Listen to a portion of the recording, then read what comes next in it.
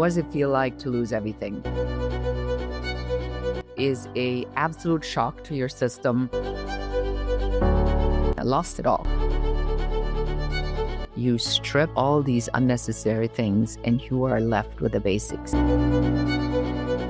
Money doesn't make anything okay. What I had been doing was not working. It hadn't been working for a long time. You cannot hustle forever. I do have quite a shortcut. You cannot give up and you cannot wait. And welcome, Beate Schelett here, the Growth Architect. Welcome and congratulations. This is our 200th episode. So in this episode, I'm going to get completely personal and I'm going to share with you some of the things that I have learned in my life that I want to give you some insights on, like what works, what doesn't work. Also, I really want to cut the bullshit and share with you what it's been like now almost a year after the fire, what it's like to lose everything and recover. And the question always is, what does it feel like to lose everything? What does it feel like to lose everything is that the beginning is a absolute shock to your system. And I think this is probably true for anybody who has a major catastrophe in their lives. I want to acknowledge that my fire might not be fire, but if you are like any of the people I know, you probably have a significant challenge in your life at some point or another, because your story, probably very much like mine, isn't the princess woke up one day, things were handed to her, and then one day she became the queen and lived happily ever after. It would be nice and incredibly boring, and that's just not the way it goes. So what really happens in life is that as you progress through the decades in your life, and I want to acknowledge that many of our podcast listeners are on the younger side, especially on our YouTube channel. I want to give you a shout out and thank you for being here. And thank you for listening to the show. And I hope that you find this valuable to bring this out to other people. What people have said about me consistently over the years is that they say I'm a breath of fresh air, which kind of goes both ways. Like the first thing they say, you're a breath of fresh air. And then they say, you're a breath of fresh air. They also say that I am a no bullshit straight shooter, that I say it as it is. And that's really partially because I'm probably German and it's in my nature to not make a big fuss about things that are pretty obvious. And that's something I had to learn. I had to get a little bit more sensitive around other people's feelings. But I want to share some of these learnings with you. And I'm going to be totally honest. So here, those of you who are listening and don't see me, I'm sitting here in my workout outfit. And I'm sitting here in my workout outfit because, probably like you, I thought I'm going to get up and then I'm going to hit the gym immediately after that first phone call. Well, what do you know? Stuff happens and then this happens and this happens and I'm still sitting here and I am going to go to the gym at some point until maybe at some point it is too late or I'm really hungry and then I won't make it. The story of my life. How do you make self-care a priority? Something I struggle with my entire life because I am so dedicated to what I do. But let's go back to life. My career now spans 45 years, believe it or not. I started when I was 16, working in a lab, a photo lab. And then I moved out when I was 17 and started my career as a photographer. From there, I went into the magazine world, was a photo editor, first a flashy Zeitgeist magazine called Wiener Magazine. I know, you can chuckle. And then a photo editor, Elle magazine. And then I immigrated to the United States and I've been here in the United States since 1889. So a really, really long time. I think that what happens in life is that we go through these stages, or you can call them version 1.0, 2.0, and I'm definitely in version 3.0, where oftentimes major changes occur. So I think the first one really occurs when you're around sort of 30, plus minus a few, when potentially you have a family, you have children, and you are now really needing to leave that part behind. The second one is somewhere around your 45-ish, because then it's when you realize that you are starting to get older and you need to really get very clear and smart about your career. And then the third part is version 3.0, where I am, where you really think more about your legacy. This corresponds with a lot of my teachings in the Forge, the creation, the growth, and the scaling. Now, In the beginning of my life, and maybe in the beginning of your life, you worry a lot about what other people think about you. Have you said the wrong thing? Did you sound stupid? Did you demonstrate subject matter expertise? How do you become an authority? You see people that are so polished and you want to be like them. I remember as a young business owner, I saw a woman on stage at a convention for the National Association of Women Business Owners, and she was so good speaking that I realized that and decided at that point, at one point, I'm going to be her. I'm going to be on stage. I'm going to tell my story. And I've told my story many, many times in the days since. Then in the second stage of the life, you realize that you cannot hustle forever, that you need to also take care of yourself. You try to figure out how to find balance between a personal relationship, family, children, and your business, which I completely failed at, to be honest with you. I don't think I ever got that right. But in my defense, I was a single mom, an immigrant. I was in a city that wasn't my own. I really didn't have anybody to help me. My ex-husband is an alcoholic and a pathological liar. I don't think to this day he can tell the truth.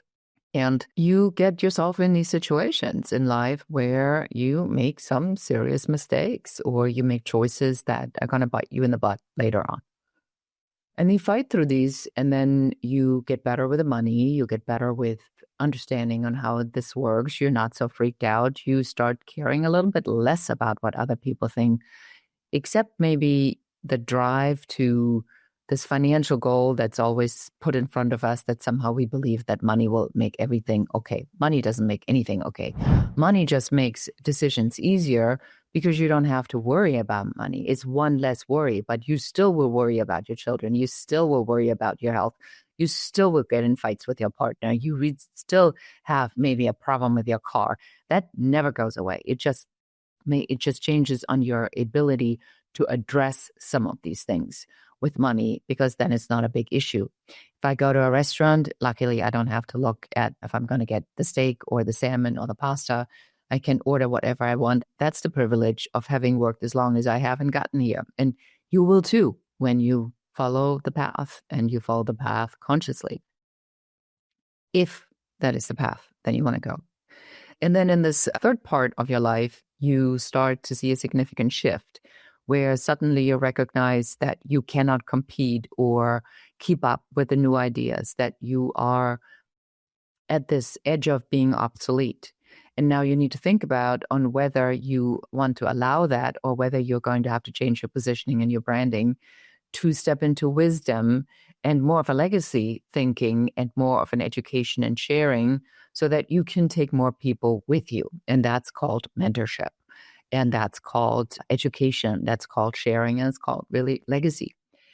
And when you are clear that these stages in life actually do happen and they happen to you, then it's not going to be so stressful to be in the situation that you might be in right now, because you know that after this comes something else. So 200 episodes. The podcast came from this idea that we had done a LinkedIn outreach with a friend by the name of Joe Curry out of Florida. And we had done this outreach promising people that we were going to bring them on our podcast. And then when people started biting and we had some pretty good, decent people wanting to go on the podcast, I realized I had to actually produce the podcast. And otherwise, I'd be not true to my word. And I really don't do that. So we created the podcast. And now we are here 200 episodes later.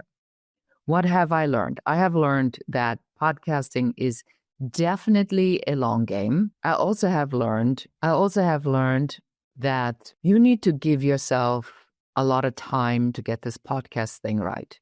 That the real conversation are the better conversations, and that you have to tie this into your idea of what your business model really is. Does it help or hurt the model?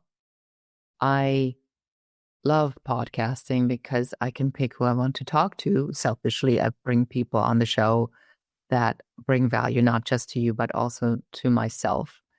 I curate these conversations with the utmost importance, really, because you, the listener, the audience, is the single most important thing to me. And sometimes we have people that just look at podcasts like another thing to do in an authority platform building tool, which it is. but you can tell that they are only interested in sort of hitting the key points, but they don't really want to go deep. And that brings me now to the main point of today's conversation, the real you. When you go through a catastrophic event, you have no choice other than to strip the nonsense because you just don't have time. You can't even do as much as do your hair. I think it's taken me 4 months or 5 months until I touched a blow dryer or a brush to even deal with my hair. I couldn't care less because at the time I was fully in survival. So what happens is that you strip all these unnecessary things and you are left with the basics. And the basic questions are following the 5-star success blueprint, the 40 million success blueprint. What's the original idea? What am I doing it for? Who am I? What am I doing and who am I doing it for? And is it even worth it?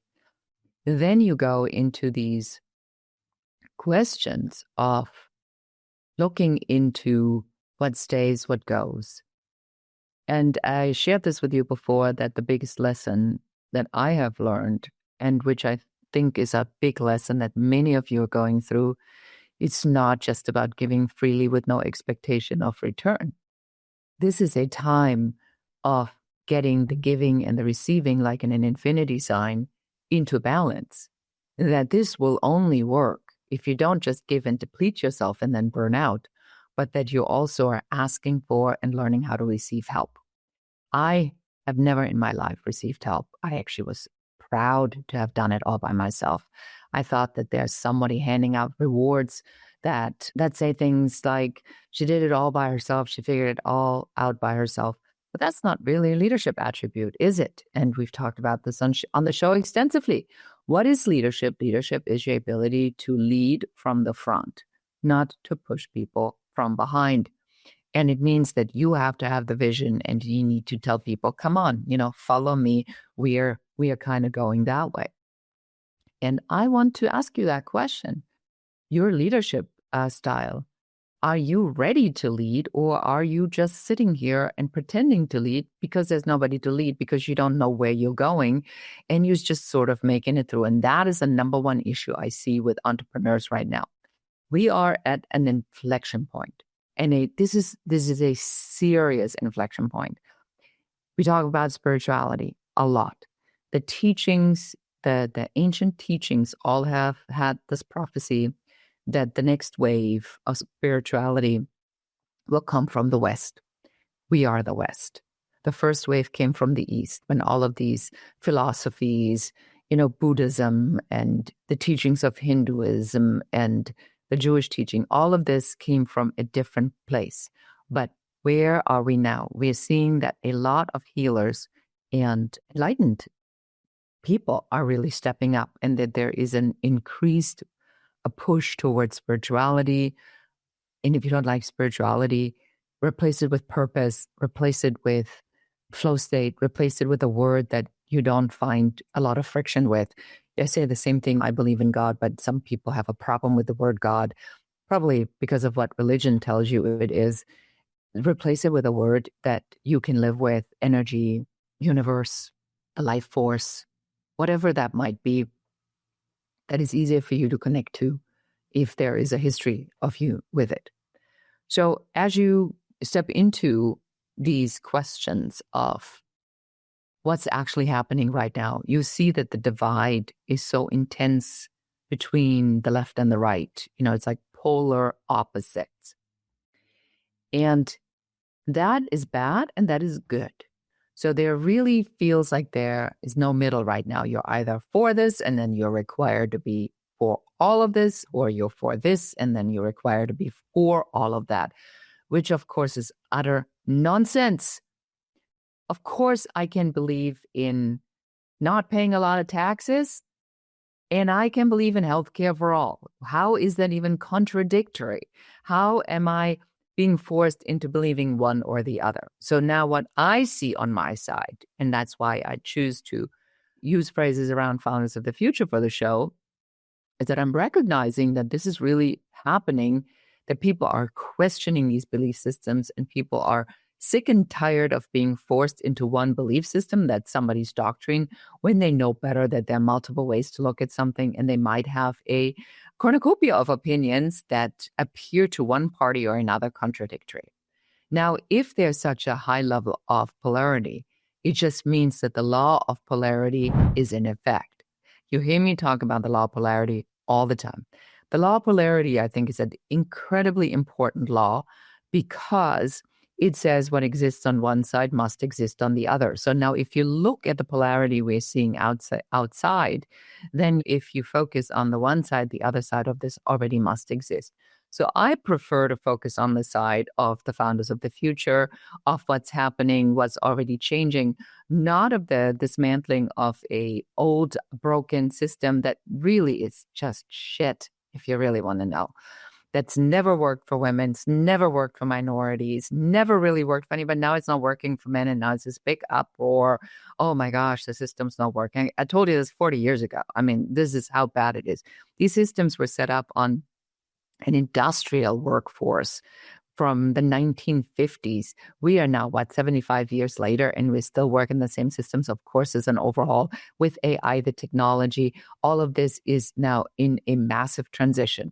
So you have two choices now. Your choice now is either to say, what is my future as a founder of the future? Am I going to stand here and be upset at what has happened in the past and that the stuff that didn't work is breaking apart?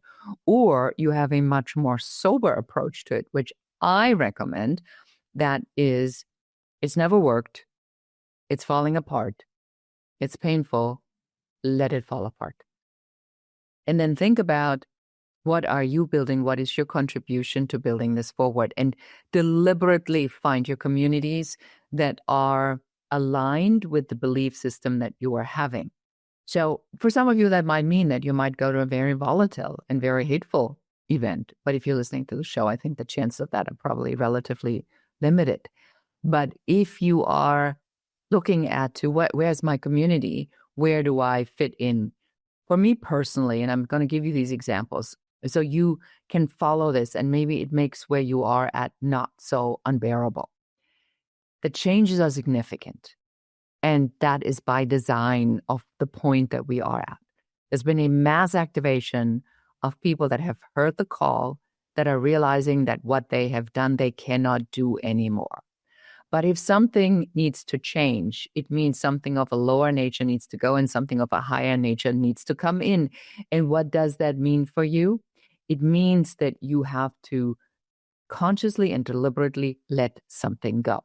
Now, if you let go of something, it means that something you believed in is no longer valid. Now, your ego will not like that. It will throw up a fit. It'll do what the ego does. Don't change, stay where you are at, even though it's terrible, even though you're not making enough money, even if people don't like you. But maybe if you try it a little bit more in the exact same way that's not worked for the last 10 years, and then somehow it magically will work. It will not.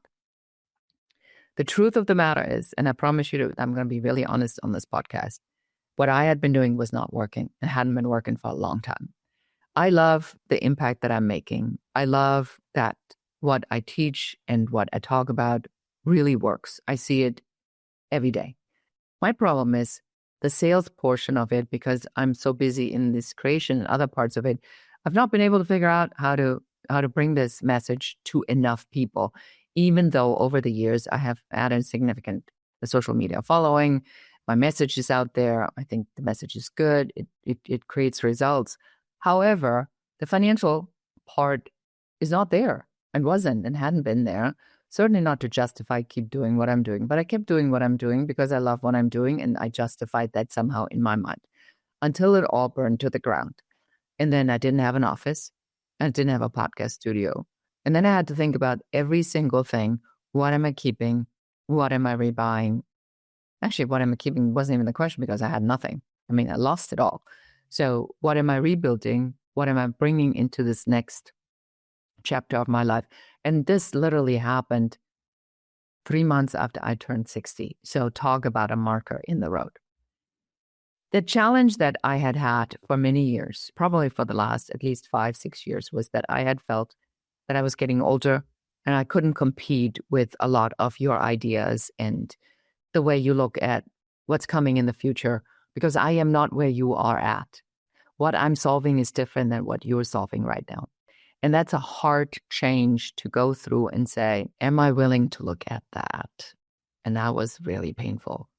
And then I look in the mirror, I see my wrinkles, I see my cellulite, I see my age. I'm a grandmother, which I love, but I'm definitely aging.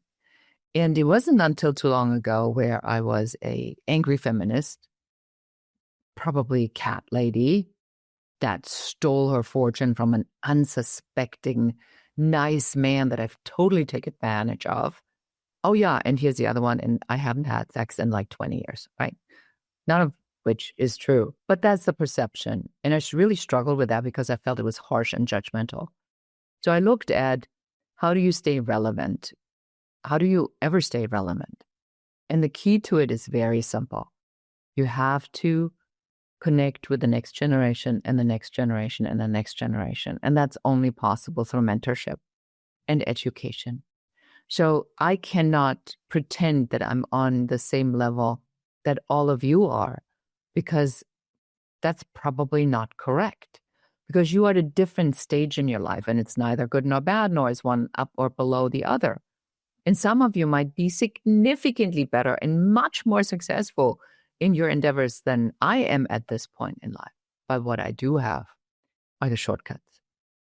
And when I realized that, what really authentically, when you drop the bullshit, when you drop the act, when you drop the trying to be anything, when you stop the Facebook idiotic idiocies and the photographing your food on Instagram, and you really, really think about it, what matters to connections and interactions with other people. And I learned that after the fire, that all these investments I had made over these many, many years with building these relationships with people really have paid off in a big way. When I needed help, people came out of the woodworks and helped me left and right. So my advice to you, as you are going through these probably rather challenging times, is as follows. Nobody really cares because they're so busy wondering if you care about their life. The quicker you step into your vulnerability and allowing people to see the truth, the more resonance you will have. The fake it till you make it doesn't mean making stuff up. Fake it till you make it means you find something you truly believe in and you hold onto that belief until you can manifest it. I can manifest and believe that I have a desire to impact 1 million entrepreneurs with giving them the shortcuts, and we're building the SaaS product because I've been told in my spiritual journeys that I'm to give my IP away. My IP, something that I've built and protected for decades. And now Spirit wants me to just give it to you. All of the shortcuts, everything that makes me, and give it to you and encourage you to become growth architects and teach you not just what I do, but how I do it so you can do it for your clients. And that's exactly the message. Now, going through the loss I'm going through and then getting that message, let me tell you, I've had a few sleepless nights over that. But I think it's true. It is true because how good is my IP if I take it to the grave? How good is it if I take all of what I've created and built on how to do these things successfully and not make it open to the world? And every time I meditate on it, it's like, you're here, the time has come, you need to push it out there. So we are building the SaaS. I want to tell you about this because while we're not fully ready to roll it out, I want you to know it's coming. And if you're interested in it, reach out to us and I'll tell you when we are launching it. There will be a twin that I'm creating for myself because over the last 15 years, I've pretty much recorded all of my sessions. So I have a large body that I can train an AI model on. Imagine you have access to me 24/7 and that we are building next so that you can have access to it. Then I'm taking these teachings that I've created in these 3 different programs. And I want you to listen to this, not from a sales perspective, if this resonates with you or not, but this is also a behind the scenes look so that you can learn on how to do this. So we created this whole model, the Forge, into these 3 different elements: the Creative Forge, the Growth Forge, and the Legacy Forge, based upon what I was just telling you, basically through the stages of business growth and the stages of life and the stages of how you mature in your career. And then I looked at what the market does, right? And the market goes, get rich in the niche. And then they only teach you this tiny, tiny, tiny little thing and pretend it's a business model. Speaking is not a business model. Podcasting is not a business model. Funnel building is not a business model. Product launching is not a business model. These are all tactics that should fit into a particular business model. To my knowledge, I'm really one of the few people that addresses what is the business model so that you can understand how to build the foundation. That's why so many businesses, in my opinion, fail. Yes, you have the coaches and you have this and that, but you are putting Band-Aids on things that you are identifying yourself that you think are wrong, but you don't even know what the real problem is. Otherwise, you would have already fixed it. So you go to somebody who's got the good SEO, who's got the persuasive language, and then you figure it out that if you only know how to speak from stage, then somehow your life would be magic and amazing. Yes, you can do that. I don't think that's most of the time the way this works. The way it works is that you build a business model based upon what it is that you want and your lifestyle and where you want to be and the balance you want to have. And then based on that, we are going in and we're designing what we need to have from all these different tactics that are actually going to get you there. And then we're going to build this. And the second part of the SaaS is a high-level based CRM. Now, high-level is a great CRM. It's very complicated and it's a very steep learning curve. So we decided that based up on the 3 different levels in the Forge, we are only populating the things into each level that you need at that level as to not confuse you and help you to get off the ground faster. So if this is something you're interested in and want to learn more about it, please reach out. We are running these programs. The SaaS is being built as we speak. The AI agent or the AI twin is in development as well. So I estimate that this will probably be at the end of Q1 2026 when we are officially launching the SaaS. No matter what you do or where you're going right now, build the business model first. Do not get sidetracked with all this other stuff that people are telling you. I just spoke at the Accelerator Impact in Austin, and something is definitely happening to my message. People cry and they're so moved by the clarity of the message and the simplicity, because I've been stripping it down further and further and further. What is the essence of what you really need to know with all the window dressing? What do you really need to know to get there in the fastest possible way? And I think the message is landing. If you're hearing something in this podcast that you want to tap into, go to uncoverysession.com, schedule your Uncovery session with me directly. I don't have any high ticket closures, at least not at this time. There's nobody other than me. And my desire simply is, what do you need? Can I help you? And if I can help you, I will tell you. And if I cannot help you, I will also tell you. And if I know somebody who can help you better, I will send you to them, because my desire right now really is founders of the future are needed in large, large, large quantities. The one thing that you cannot do right now is you cannot give up, and you cannot wait. And that's my message for you today. Thank you so much for listening to this podcast. Share it with others. Help me help more people. 200 episodes, and here's to our next 200. And until next time, and goodbye. That's it for this episode of the Business Growth Architect Show, Founders of the Future. If you're done playing small and ready to build the future on your terms, subscribe, share, and help us reach more trailblazers like you. And if you're serious about creating, growing, and scaling a business that's aligned with who you are, schedule your Uncovery Session at uncoverysession.com. Lead with vision. Move with purpose. Create your future.